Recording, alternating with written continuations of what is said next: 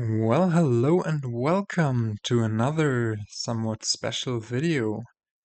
Today I wanted to follow up my first video on the Dominion campaigns, where I talked about the newly introduced stamps and twists with a few further insights.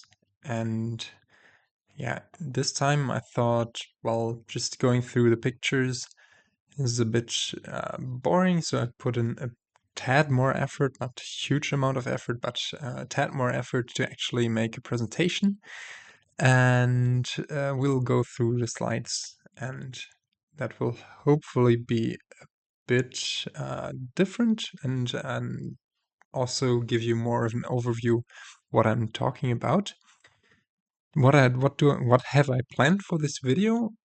Well, there is a thing in the campaigns that is setup effects, which is the third type of, well, thing that can happen for a given campaign kingdom, apart from the stamps and twists. And then also I've looked into the grand campaigns, and for those I've looked into the files where they're generated. I've gathered a few statistics about how and what kind of grand campaigns can be generated. So if you're interested in that, I will leave timestamps for the video. You can just skip ahead to whatever you might be interested in. So yeah, how is the video going to be structured? At first, I will talk about stamps and twists once again, because there are a few corrections I need to, well, to tell you for my last video, concerning my last video. Then we will talk about these setup effects, which are, yeah, super cool and super interesting and spice up the kingdoms quite a bit. Then we'll talk about grand campaigns. And finally, I have a few miscellaneous things about campaigns in general. But yeah, that's a minor point compared to the others. And you will already see it by now. This video might become sort of long if I want to talk about everything in depth, because I think I've come up with about 40, 50 slides. But yeah, just grab a coffee, stay with me, and let's explore these effects together. But before we do that, there is oh no, actually, I'm getting ahead of myself. Yeah, let's get to the stamps and twists. I'm super prepared, you see. Um, in my video, I speculated about the kingdoms limited to having only one or two stamps and twists, but actually there appears to be no hard limitation on the amount, and this also goes for the setup effects in the same vein.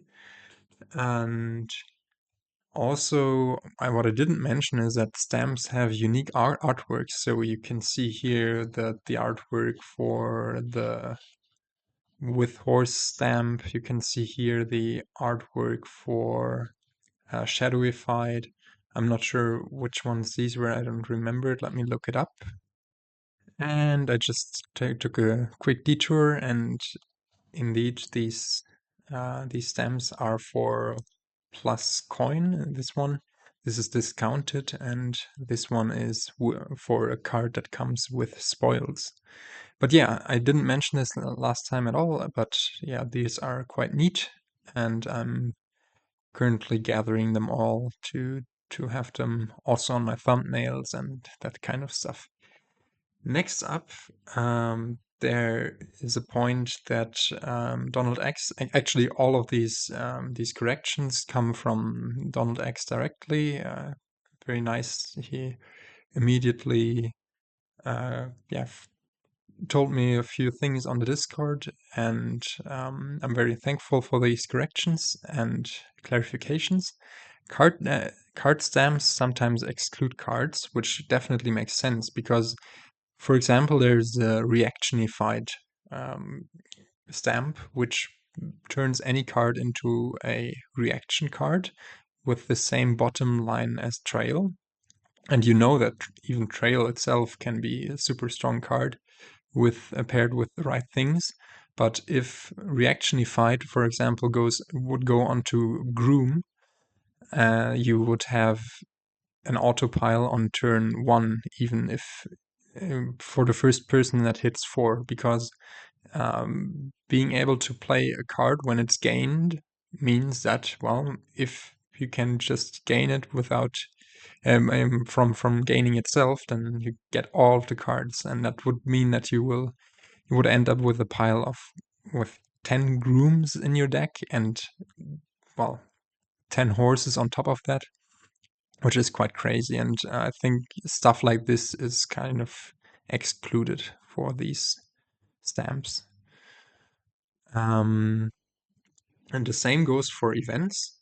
There are, as I told you, there are a lot of event and landmark stamps, and for the events, it's only possible for 2 of each stamp to go on any event. So each event does only have 2 stamps that can appear with it, and this also makes sense. And still, there are some might say oversights, but some might also say super fun things that can happen, as we saw in last Sunday's daily, where we had this Fawning Service ball, which means that you can do the event ball for free whenever you gain a province. But yeah, the problem there was that you could lower the cost of provinces below 4 or below 5, and then provinces would essentially autopile while also gaining you a few other cards. And yeah, I think these event stamps are limited for exactly that reason. They've thought about, well, this event, which ones would go nicely with it, which ones would be completely broken with it, and try to exclude these broken combos. Next up, there is a clarification I need to make on the debt funds and debt bargains, because I mentioned these 2 stamps, but oops, sorry, they actually have been removed, and they were just part of the testing phase and showed up in the translation spreadsheet because of that. And I've shamelessly, but with the allowance of the developer, I've shamelessly scraped these spreadsheets. So yeah, these remainders that I mentioned are no stamps anymore. So these event stamps, what am I talking about? These twists are not in the game any longer. They were apparently replaced by cooler ones that worked much nicer. Another thing I speculated about a bit was Typhoon, which is this super nice twist that will replace piles one by one. And for this, it's also, well, there are 2 things. One thing is that you on the pile that is going to be replaced in 2 turns, you get this little storm marker. On the pile that is going to be replaced on your next turn, you get this big storm marker. And yeah, the Typhoon can only replace kingdom piles, so the 10 or usually 10 piles that are added and unique to each kingdom. It cannot replace copper and gold and provinces, whatever. And yeah, also an interesting thing is that like market or something like that, the available Typhoon piles are determined on setup, which can, yeah, in principle be read from the profiles file. But yeah, that's been it concerning stamps and twists. I hope this wasn't too boring, and those were just a few corrections to my last video. And if you're still here, you might be interested in these setup effects. But before that, yeah, let me issue this spoiler warning, because of course I'm going to spoil some stuff that is going to appear in these grand campaigns or in the normal campaigns, and you might want to experience that for yourself when playing through them. I don't know whether you've seen my plunder playthrough, but I had a really fun time seeing some of those things, yeah, for the first time. So yeah, spoiler warning, and now we continue. So for the setup effects, there are three main types, or I've identified three main types. There are setup changes for the supply. So this one will double the pile size of certain piles, or mingle with costs, or yeah, do something to split piles. Then there are setup changes for the starting decks, where, I don't know, we already know the practice from heirlooms, but your copper could be replaced with a horse, your estates can be replaced with zombies, um, stuff like this. And then there's another category which just, I don't know, I don't even really know how to properly categorize them. I mainly made out the first two, and then would say the remaining setup effects are in the other category. So what are these effects? Let's see what this first one has in store for us. There is a setup effect that gives each player 5 coffers on the start of turn. And oh, I didn't mention it yet, but I'll go through these alphabetically as last time. So not like thematically or otherwise order, but just by the name. And the name happens to be 5 coffers for this one. And another note, these effects do not have official names. I've scraped the names from mainly the grand campaigns where I found them to appear.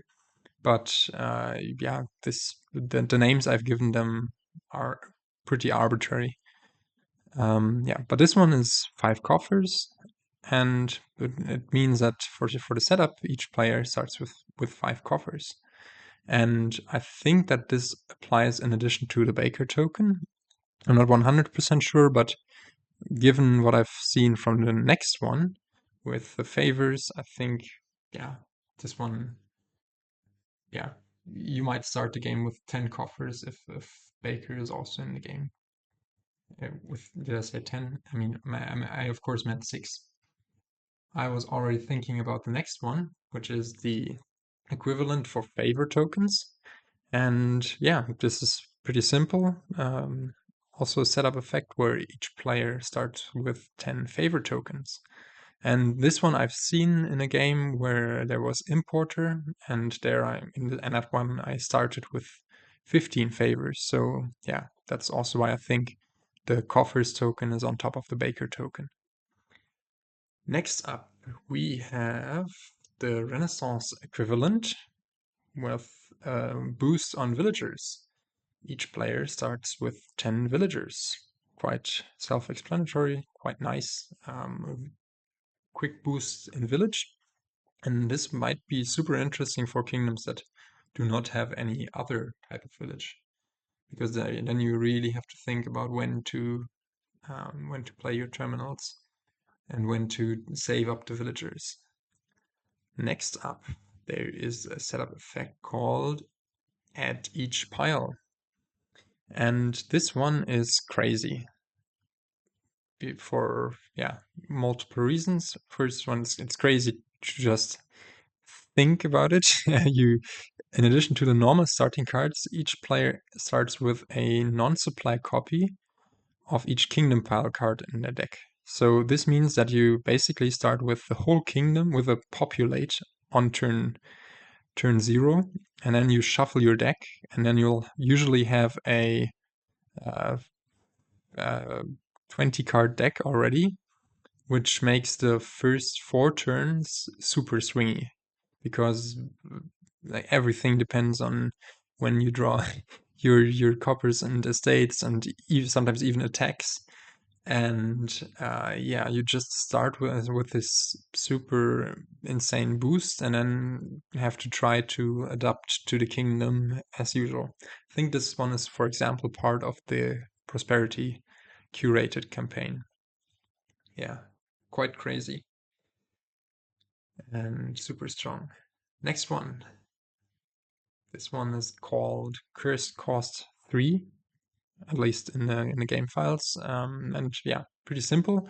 Changes the cost of curses to 3 instead of 0. And in the Intrigue campaign, I've heard, I haven't played that one yet, but I've heard that it can be quite annoying because your opponent can just swindle your swindlers, for example, or your silvers into curses. But yeah, I've also seen this randomly rolled in one of the grand campaigns that I rolled, so it can also be appear without swindler. And then just, well, curses become a target of trash for benefit, and then it's usually pleasant, actually. Next up, double deck. Also super simple. Well, each player starts with a double starting deck. In the standard case, that is then 14 coppers and 6 estates, making the first 4 turns, well, basically a double opening, but then you also have to later deal with this really thick deck.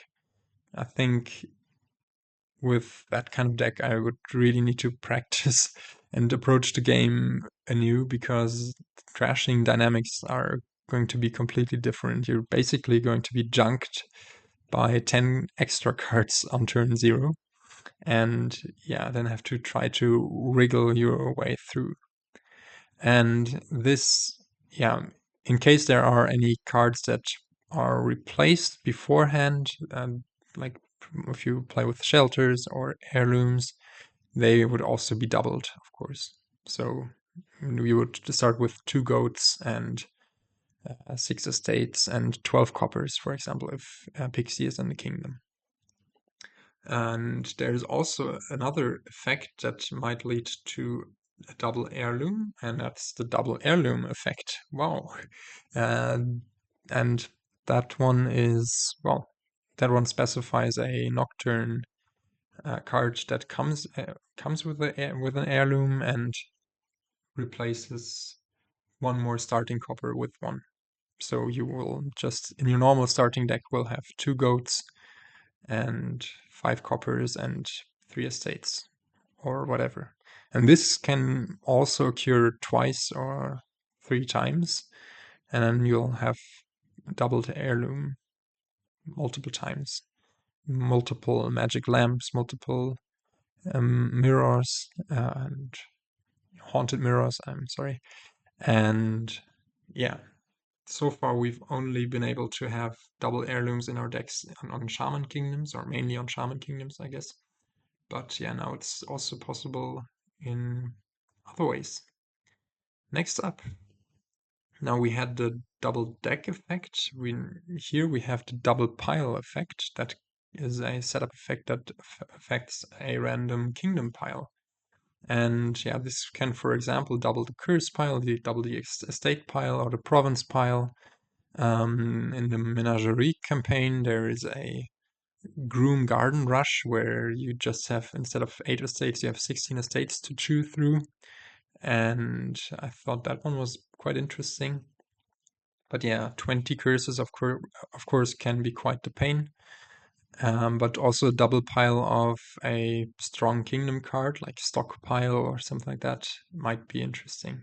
I'm not really sure whether this one is limited to certain cards or whether certain cards are included from this.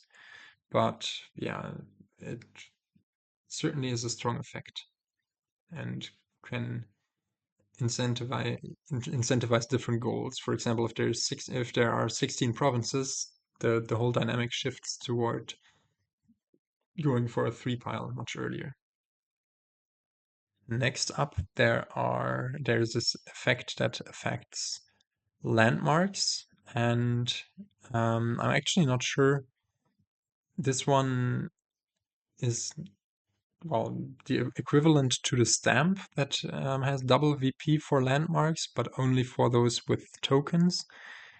Because yeah, I don't actually know what why they're distinct, but This just means that those landmarks that usually have 12 victory points, 6 victory points per player on them, and where you take 2 for some random task, they will have double the amount of victory tokens on them in the beginning. So Labyrinth might start with 24 in a 2-player game. And yeah, I'm actually not sure why this is not a stamp, but it's, I don't know. I'm not, I think they weren't super strict um,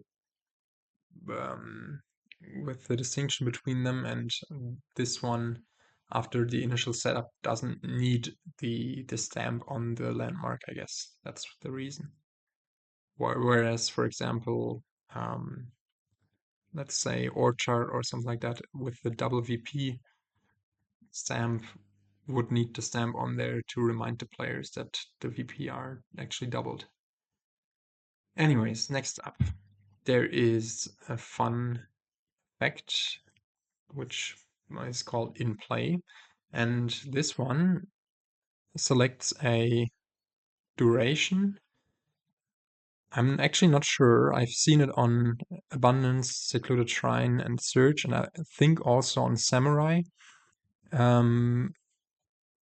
Yeah, but this one just specifies that each player starts with a copy of the specified duration card in play. This could also be not next time durations, but I think it makes sense that those are next time durations that trigger sometime during your game. These are interesting, and there is, for example, one Plunder Kingdom where you just start with a search in play already.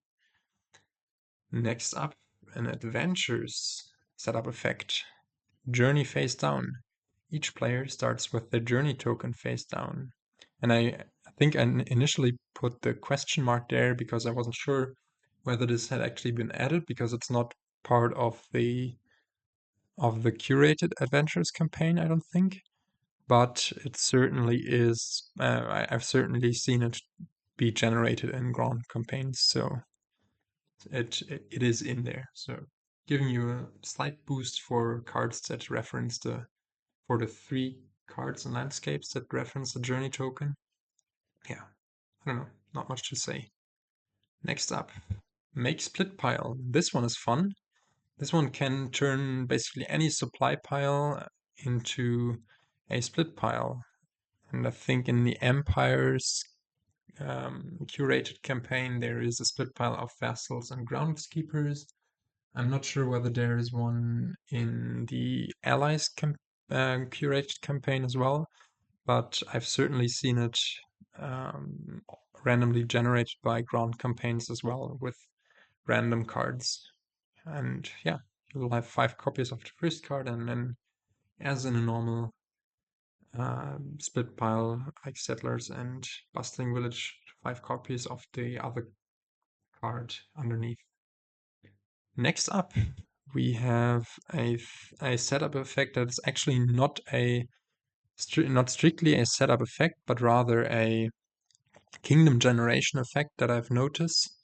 And this one can make a specified trait apply to all of a few specified cards. There is a Plunder Kingdom where Patient applies to all of the action cards and treasures.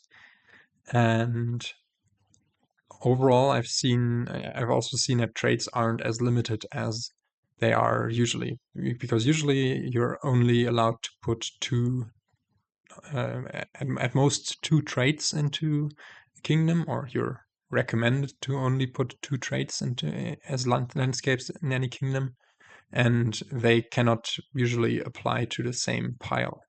But here, well, we've seen 2 traits on the same card. I think there was a Secluded Shrine that was Reckless, and what was it?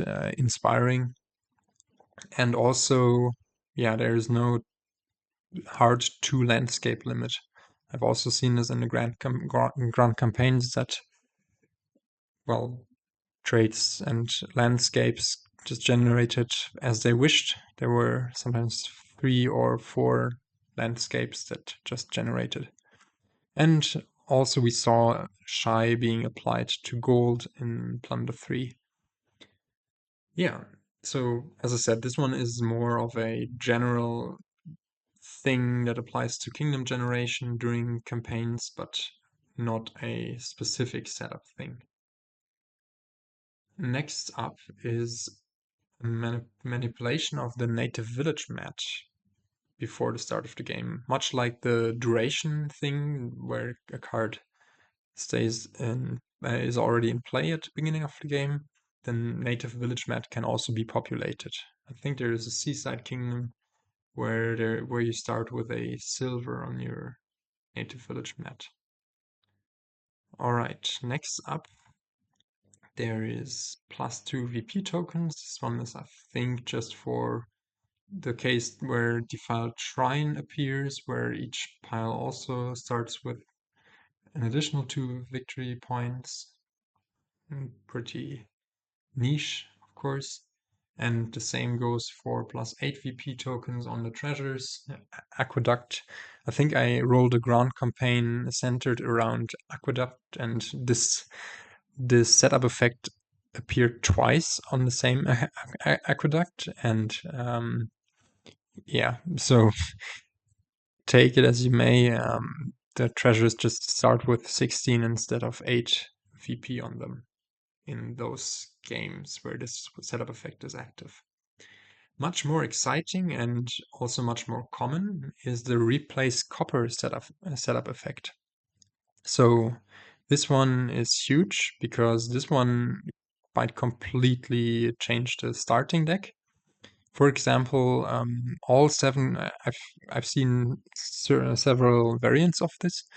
For example, all 7 coppers can be replaced by 7 spoils, which is insane because you, on the first 2 turns, you have this insane amount of payload that goes out of your deck. So you also will be super thin really quickly. Yeah, this one is very fun. In a game with Charlatan, I've also seen the 7 coppers just being replaced by 7 curses. And yeah, then I've also seen coppers being replaced by cards like Imp, Ghost, Humble Castle, and Acolyte.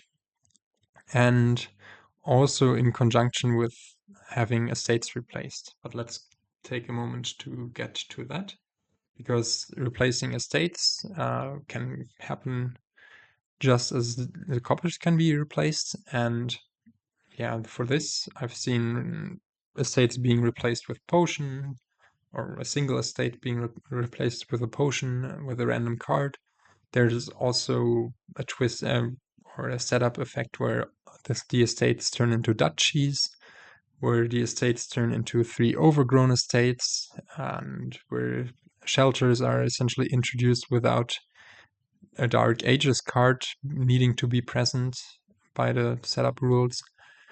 And also a fun one where you start with the 3 zombies instead of the 3 estates. So all of this can happen. And then, of course, these 2 last setup effects can work together and yeah, basically do what people have done in their house rules for a long time, I believe. For example, one can start with a starting deck that consists of 5 estates, 2 silvers, and 3 coppers. So same amount of money, but more heavily, clustered. Or with 1 gold and 4 coppers and 5 estates. Or 3 estates and 2 coppers being replaced by 5 rats. Or each of the estates and 2 coppers being replaced by 1 of the ruins. So these are all variants that you might see during the grand campaigns, but also during the other kingdoms. Yeah. Well, next up there is replace estate from pile. Pretty anticlimactic. I'm not sure that this one is just something I found in the in the profiles thing, where apparently horses of all things are replaced with estates are replaced with horses that are from the pile instead of from cyberspace, like in these cases, because these ones do not affect the supply in the beginning.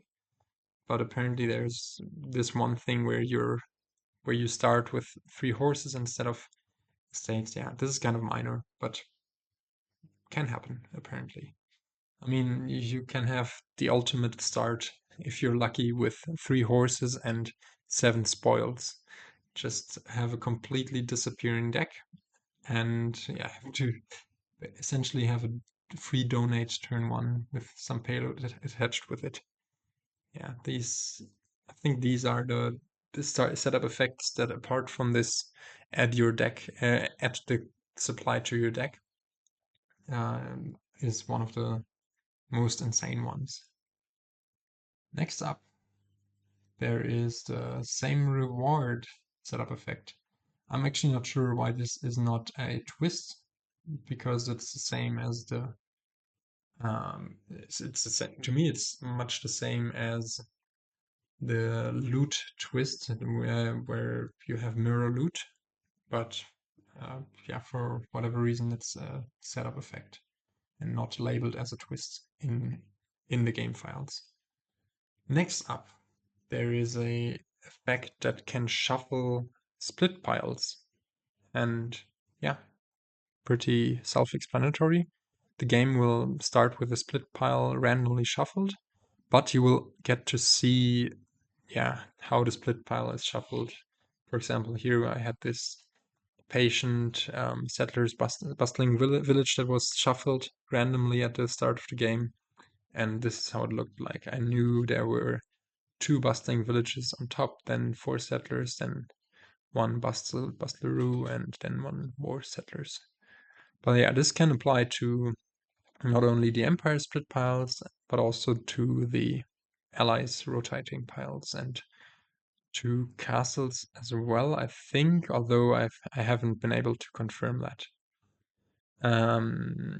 Also, I don't know whether it can apply to the custom split pile that you might see due to the other setup effect, but I think I doubt that. Okay, next up we have an effect that I think has been removed because I haven't been able to find it anywhere in the actual game. This one is also in the in the translation files, so yeah, I just wanted to mention it for completion, for trivia reasons, but apparently there was something that mingled with the amount of sun tokens it took to activate a prophecy. But yeah, as I said, I've tested this a bunch. I've tried to get grand campaigns that worked with prophecies to try to see this, but it never occurred. I think it has already been removed. Next up, there is a setup effect that can put coppers onto your tavern mat, which is in the Adventures campaign. Unfortunately, I haven't seen this happen with any reserve cards, which would be kind of funny to start with a transmogrify, or I don't know, a guide or duplicate on your tavern mat, but I haven't seen that. But there is a twist or there is a scenario where you just start with 2 coppers, but this is always paired with miser, of course, because then, well, your first miser, even before putting any extra coppers onto the tavern mat, will allow you to cash in money already. Yeah. Next up, we have trash pile. For this one, the trash starts with an extra pile of the specified card, and I've seen this one with curses in this infamous Plunder Kingdom, where you get junked from the trash starting from turn 1 because of Shaman. And I've also seen this with Ironmonger in a Dark Ages Kingdom. So I believe this one only generates in trash heavy kingdoms, where there's some way to actually do something with the cards in the trash, like retrieve them using Rogue or Grave Robber or Lurker. But yeah, I am not able to confirm this, but I think this would be how it works.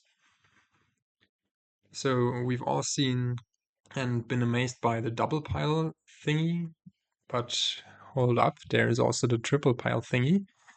And yeah, this one triples the amount of cards in the specified pile. And I think in the main campaigns it appears, or in the curated campaigns it appears with ports, with experiments, and with Farrier. And yeah, also in randomly rolling ground campaigns, I've only ever seen this with experiments or ports. So it might be limited to only these three, or maybe a few other cards that where it really makes sense to triple them because they regularly pile in normal games. But yeah, this one is fun. Starting a game with 36 ports, you will never run out of village space, I believe. Next up, another thing that could have been a stamp, but since it's just a thing that players start with and don't need to worry about it afterwards, is this with cube thing. And that one, yeah, puts a project cube already on the specified project at the start of the game. So yeah, there might be games where you have the how's it called, discounted twist, where everything costs one less, and also have your project cube start on Canal, so everything costs two less by default. Yeah, fun times. And you might also be forced into a gain limited discard attack heavy Cathedral Kingdom with a cube on Cathedral. Good luck with that. But yeah, this was the last of the setup effects I wanted to showcase here. Hope you enjoyed those, and now we can talk a bit more about the grand campaigns. And yeah, for this one, first up, there are different kinds of stamps you might, or yeah, icons you might encounter on the map. And yeah, these just correspond to the level of the AI you've beaten the kingdom with. Yellow is for the hard AI, then silver, or I mean, this probably is gold for the hard AI, silver for the medium AI, the easy AI is bronze, and the iron cup is the very, very easy AI. And you always get a star if you beat the kingdom on the first try. And yeah, get the other icon if you beat it not on the first try. Yeah, so much for that. And these maps are randomly generated for the grand campaigns, and there's some sort of seed that gets rolled in the beginning that determines how it looks like afterwards. So yeah, this was my first talking point. Then in the grand campaigns, you have 10 kingdoms revolving around one or two themes. And you've already seen this maybe. This one was called Beware the Biding Time. And this one was a complete campaign revolving around Biding Time, the prophecy. And yeah, in each of these 10 kingdoms, I saw Biding Time, usually also with some of the stamps attached to it to make it more interesting. And yeah, apart from that, the kingdoms are, or these campaigns are fully random. Each kingdom is rolled obeying these one or two themes rules, but apart from that, yeah, there are some constraints. For example, the first kingdom will always be a kingdom that is that doesn't have any stamps or twists unless there is some special thing going on. But I think I'm getting ahead of myself. I have ordered these bullet points in the wrong way, because yeah, I wanted to say the name is derived from the themes, depending on what theme you have. For example, you have a card theme, then you might have beware the biding time, or biding time, biding time, biding time, or biding time gazebo, whatever. Something that involves the card name or the theme name or the landscape name, but we'll get to those in a bit. But yeah, this is what I just said a minute before. The first kingdom usually doesn't have campaign effects, none of the stamps or twists or setup effects, unless there is a theme involved that forces stamps and twists or setup effects, which can also happen. And then I've seen that these kingdoms slowly get crazier in terms of effects. Usually the last one has then one or two strong event stamps or twists, and yeah, it's usually super crazy. And as a reminder, the daily that is published on Sundays usually has a, a level 8 kingdom attached to it. So you might have been wondering what these themes are all about. And these themes are, well, there is a lot. I've I've taken these also from the translation files, but to make sense of them, let's put them into some categories and then go through them category by category. There is a theme that there are themes that apply for certain types or look out for certain types. There are themes that go for certain costs. There are themes that go for play effects, for concepts, for draw, which is, I mean, draw is also a play effect, but I needed to make another category. There are gainers, themes that care about liking stuff, themes that where something in relation to something else matters, and then some other themes. And yeah, let's have a brief look at them. I won't go through them one by one, but just for completion, here are the themes that care about a certain type or force certain types into the kingdoms of the Grand campaign. Yeah, not much to say about this, I guess.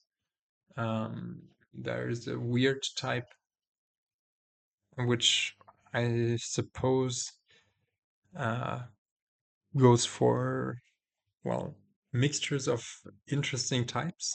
I don't know. Then we have the certain cost ones, which force cards that cost 2, cost more than 6, cost that into the kingdom.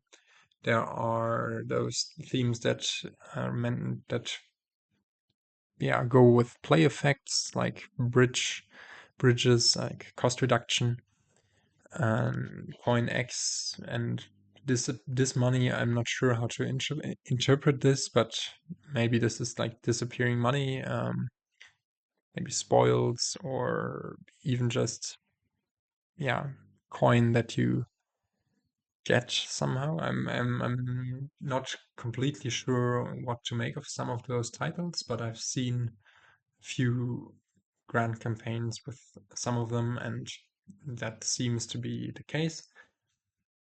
There are themes that, yeah, depend on the concepts in Dominion.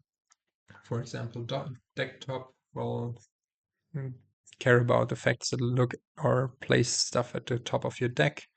There's a theme that focuses on interactions, on recursion, like King's Court and Daimyo and that kind of stuff. Things that go for lots of setup, for stowing stuff, trash for benefit things, transforming things. And remember, for each grand campaign that you roll, there will only be one or two of these themes at most. Next up, here are the draw themes. draw to X or draw X amount of cards. Maybe lab are things like Will-O-Wisp or Vagrant or Wishing Well, I guess. And there are gainers, where you gain gold, you gain lots of silver, you gain miscellaneous things, you gain to certain places, like to the top of your deck or to hand. There are themes where they force cards that like certain cards. For example, the like attack theme will have lots of reaction cards and things that somewhat interestingly interact with attacks. And yeah, then there's the stuff matters where we have themes where the hand matters, piles matter, like animal fair or fisherman, or yeah, type matters, stuff like courtier and maroon. Yeah, each of these themes are arbitrarily complex, I don't know. And finally, we have some other themes that I couldn't fully place into some of these categories. There's a theme that focuses on split piles and will also construct split piles for you with the setup effect. There's a when gain or when trash theme. And yeah, all of these can pop up, but there are also some extra themes which we saw earlier with the biding time, where just one card is singled out throughout the whole campaign, or one landscape or one expansion is singled out, or one stamp or twist. And also I found 3 mysterious others, and I think those refer to those types of setup effects that I've been mentioning. There is a start or deck theme where your starting deck changes throughout all of the kingdoms in the Grand Campaign. There's a piles theme where pile sizes are doubled and tripled, and yeah, stuff like double deck is in there. And then there's one last one I couldn't really decipher, which is just called bells. But the available titles that go with it imply chaos and strong stuff. And yeah, for each of those 5 last ones, the first kingdom will usually also already have interesting campaign stuff happening. So that's how you can discern whether you're in one of those scenarios. Yeah, you might wonder how those themes are selected. As I said, there is for the whole Grand Campaign, there is a probability of the Grand Campaign being a 1 or 2 theme thingy. And I found those to be in a 3-to-1 ratio. So what I've done is I've rolled 100 Grand Campaigns and just looked what is the theme and how many themes are there. And in I think 73 cases they were 1 themed, and in 27 cases they were 2 themed. So I'm fairly sure it's a 3-to-1 ratio or 75 to 25% ratio. I've also done an occurrence test on how often each of those categories or themes were rolled out of these 100 kingdoms, 100 Grand Campaigns, and about half of them were those category thingies. So they featured one of those 75 categories that I mentioned. Then about a third of them were focused on just one card. Less than a third were focused on just one landscape, and then the stamp, bells, deck changes, starting deck, and twist thingies, they are apparently really unlikely to occur. And the expansion ones are also rather unlikely. But keep in mind that 100 grand campaigns is a rather small sample size, so yeah, this might not be fully representative, but might give you an idea of what you might roll and how often you might see which things. But yeah, this also means that in playing 200 grand campaigns, you might not even see a certain theme that you might be interested in seeing, just because of the way this probability thing works. And yeah, I didn't explain this, but the full bar shows how often these types occurred, or these themes occurred during considering both themes, like the first and the second one. And you can see that there is only 25 or around 25 second themes, and the blue bars show, well, only theme one. That, yeah, wraps up the Grand Campaign stuff. There's some miscellaneous things I wanted to mention, some further information that we know about these campaigns and how they are, yeah, what they're doing. The human is the first player on all of the kingdoms except for the 5th and 10th one, for the reason of those.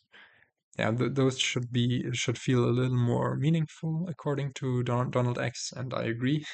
Being a second player in some of those can be quite tough. But on all of the other kingdoms, so 8 out of them, you get to go first and have that slight first player advantage. The AI difficulty can be changed by clicking its icon. I maybe should have said this when I introduced the different difficulties. And also important is that the red undos will directly lead to a failure of a playthrough. So you won't progress even if you win after you do a red undo. And there is no promo campaign, but promos can appear in the ground campaigns if you own them. Or if you don't own them, I don't even know. But yeah, now the question is, what will I do now? I think I'm fairly done with this video. I hope you enjoyed the stuff. For you, I can now only recommend you with this extra knowledge to enjoy the ground campaigns even more. I think the concept is super neat, and they've put a lot of effort into this randomization, and it sounds really, really fun exploring those themes. You might also remember this tournament that went on a few months, years back, the 2-theme tournament. I think most of those categories are taken even from that, or very similar to that. And one last thing I wanted to ask you is to maybe check out the wiki page on this kind of stuff, and contribute if you find out more things. And yeah, also thank you to all of those really cool people that maintain the wiki and that try to have it up to date as best as possible. Once this video is done, I'll also add the setup effects there. But yeah, if I've missed something or if there's any wrong information in this video, I will certainly make another comment that I'll pin. But yeah, well, now that means I'm done, and I'd like to thank you for watching this lengthy video. Yeah, almost an hour. I think a bit shorter than the Stamps and Twists one. But yes, fun. Enjoy the campaigns. And with that, I need to switch back to OBS and stop the thing. Catch you next time. Goodbye.